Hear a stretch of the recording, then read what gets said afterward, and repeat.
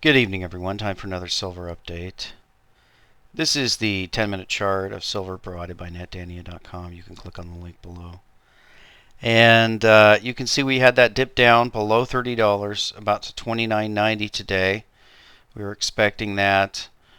We're still declining. You can see the falling trend line here, the support line and the low line that we hit back on about the 25th or so. So we're kind of turning in that area, testing it, but it does look very weak. So we may get a drop into the 20s tomorrow, and we'll wait and see where it goes from there. A lot of people, I don't remember who made the comment, but many people have made the comment that they don't expect to see silver go under 30 ever again, or any time in the next 10 years or things like that. So looks like they were proven wrong today. May end up being a really good stacking point here if we do get one of those big dramatic spikes down. Now, someone pointed out today, I think it was Mojo on the forum, that Tolving has got the half-ounce dragons for, it looks like they're $3.99 above spot. So that's a pretty good deal. Now you have to get a monster box of those. But so that's the one I got for like 22.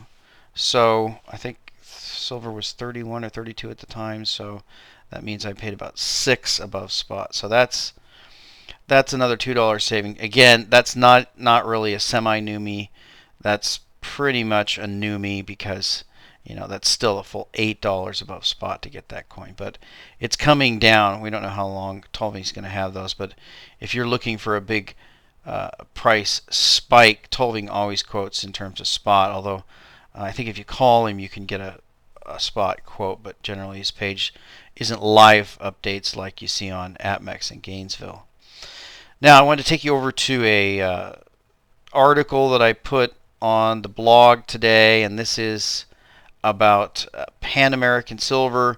Had a big drop at the opening, and I decided to write an article on that. You can see here, this is a overlay that I did with Pan American Silver and the SLV. And what's so stunning about this is that silver is up over 130% here, and Pan American Silver is down over 25 to 30%. And that's a difference. That's a huge difference, divergence in those prices. Now, I have continuously warned people against mining shares. A lot of people, I know, I heard Andy Hoffman the other day talk about confiscation and other things like that.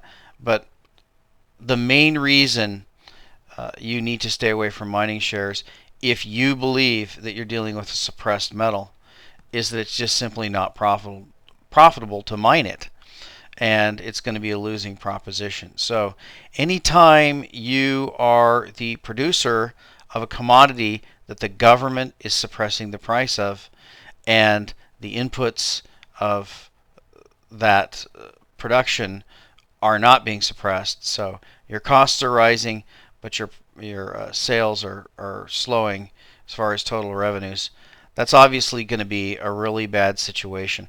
I also put in a video there of that I've covered before, which goes through the process of mining silver, how many steps there are, how much labor it takes, machines are involved, energy is involved, and it's a lot of work to mine silver. So I think that the miners are a really bad idea until silver is no longer being manipulated, and then when it's no longer manipulated, probably you'll be looking at some type of nationalization or seizure of the mines. So I don't really see how it's going to be in your interest until we get a completely new system, and that's probably a long ways away.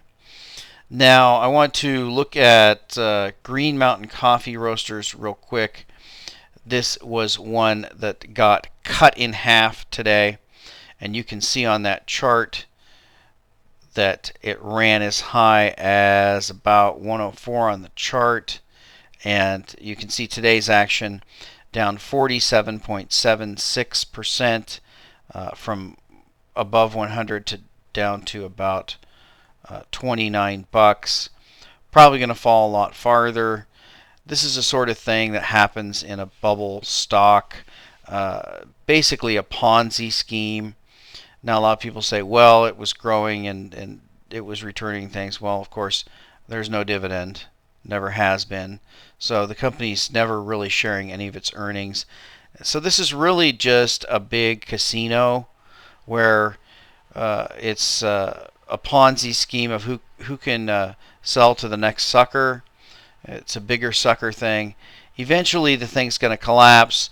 Some people will have gotten out with, you can see down here, the percentage, 5,000% profit. But then there's going to be a lot of other people who bought here at 80 or whatever, and they're going to take a huge haircut. So it's pretty much a zero-sum game. It's not really, Wall Street is no longer a business that has to do with investment. None of these businesses are about investments. This is just casino gambling, and who can catch a lucky roll of the dice and get out before their luck turns. So the last story is on Zerohedge, and I just wanted to cover a couple of graphs here. This is called the Unabridged and Illustrated Federal Budget for Dummies, Part 1, Spending, and this pretty much outlines the spending situation. It's their contention that it's a spending problem. It's also my contention. But some of these charts are really shocking when we look at these. This first one is federal spending per household. Of course, that's going up.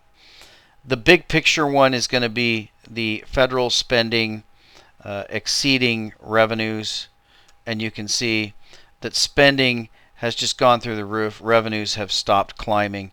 So we're just doing these yawning deficits every single year, and they simply refuse to cut, which is just insane.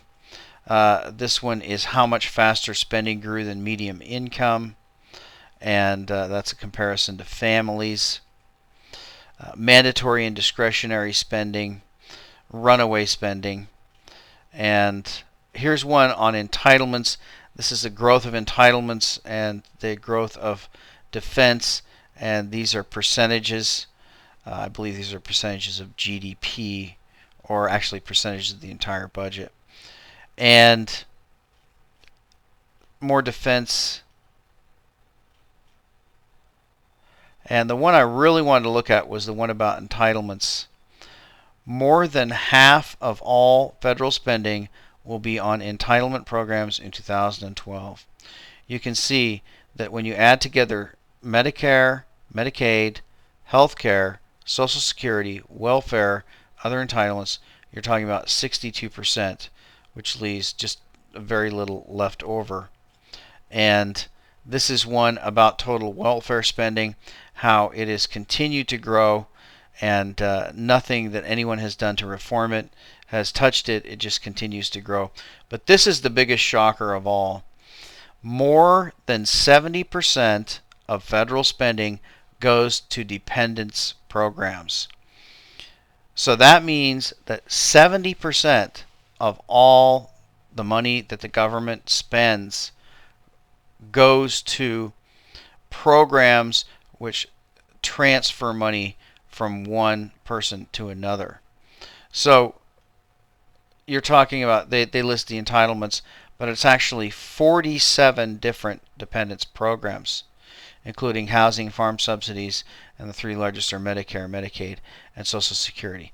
So these are what I call transfer payments. In other words, they are transferring wealth from one person to another. Now, supposedly, a lot of these people had paid into, well, that money's gone. So when you have 70% of the money that's taken in taxes from taxpayers, and that money is being used to support other citizens in the country who are not paying for it, they're not working, or they may be working, but they're being given money that's being taken from others. When you have a figure that high, and then you add in together the continuous $1+ trillion deficits with no end in sight, it's not far before the end of this entire scenario, complete collapse situation. And of course, that's why you want to stack silver. I had a user question on that. How much silver do you think you need to stack? Well, as much as you can.